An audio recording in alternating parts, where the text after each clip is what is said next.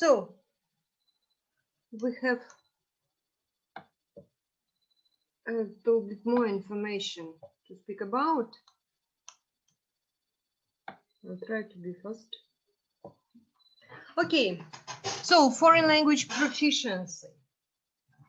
What does it mean, and what do we mean by language proficiency as a multidimensional concept? So this concept includes, firstly, a person's knowledge of the so-called objective parameters of communication and possession of these parameters. We are talking about primarily about subject knowledge, conditioned by situations of communication and realized with the means of realized with the help of linguistic means.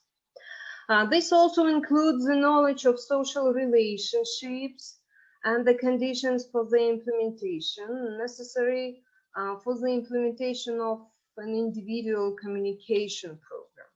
So secondly, the basis of language proficiency is the readiness and ability of person to analyze and evaluate communication situations, make an adequate decision regarding speech behavior, and exercise control over their speech actions and the actions of their communication partners.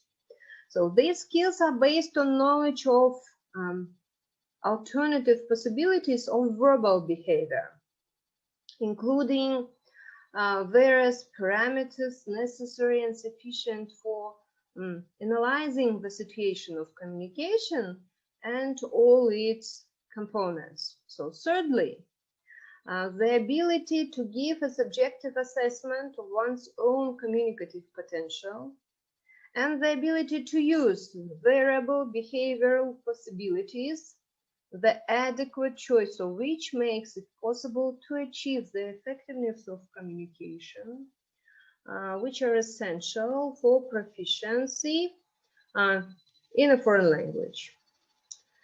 And fourth, when discussing the essence of the concept language proficiency, one cannot but say about the importance of a person's ability to use in his own speech activity and understand when decoding the statements of other persons, decoding paralinguistic and extralinguistic elements of speech communication. So all components of the concept of foreign language proficiency can be reduced to general and communicative competence. Just a few words about the components. I know that you're a little bit tired, me too. So when speaking about components and general competence, so general competence determines the cognitive activity of a person, his ability to communicate with someone else, linguistic and ethnic culture, and to learn about it. So this type of competence includes declarative knowledge, knowledge about the word, knowledge from various fields, knowledge inherent in a specific culture or having a universal character, individual picture of the world, knowledge of the specifics of the studied language system. The second is individual psychological characteristics of a person, allowing him to carry out speech activities with varying degrees of success. For example, character traits, temperament, readiness, and desire to communicate with native speaker of the language being studied, attention to communication partner, to the subject of discussion. Because I know a great number of persons who possess really good English, but they're afraid to communicate. They're simply afraid not to be understood well, or not to be understood in a full manner, and just to make some mistakes. So that's why we're speaking about individual peculiarities of person's character. And the third, skills and abilities that provide the student with an economical, effective master of language and culture that is not native to him. The ability to learn, to work with dictionary, to learn with reference literature, with different sources, to use computer, audiovisual teaching aids, and so on. So this is about the general competence, and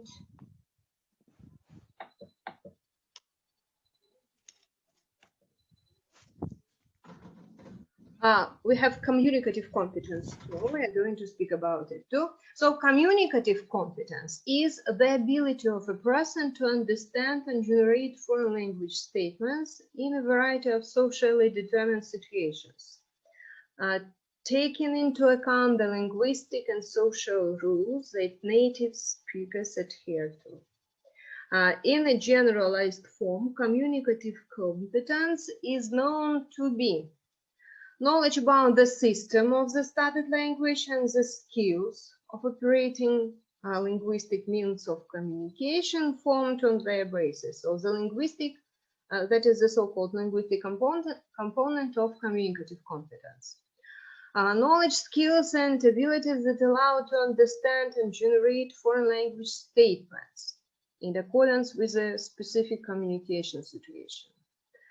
Speech task and communicative intentions. That is a pragmatic or practical component of communicative competence. And the third one, the social linguistic component, that is knowledge, skills, and abilities that allow to carry out verbal and non-verbal communication with native speakers on the target language in accordance with the national and cultural characteristics of someone else's linguistic society. So, thus, if we take into account all the components of the concept foreign language proficiency, we can state the following. The result of teaching students non-native language cannot and should... Неужто последний? Ага, я один пропустила, just a moment. And shouldn't be reduced only to mastering linguistic competence, as well as the ability to use various forms and methods of speech activity. We're speaking about written, oral, paralinguistic, and extralinguistic activity.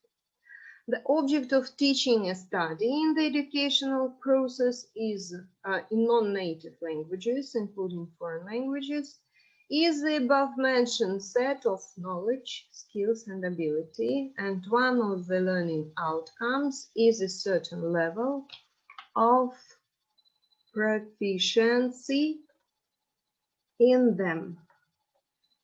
So the totality of knowledge, skills, and abilities as a result of linguistic education or language education is part of the universal human ability for verbal communication, and also has its own specificity. So what kind of specificity is it? First, it is specific that in process of mastering a non-native language, the student is introduced to new forms of expression that have their own national and cultural characteristics. Secondly, as is known, the basis of proficiency in any language is the universal ability to discuss. And this versatility is partial.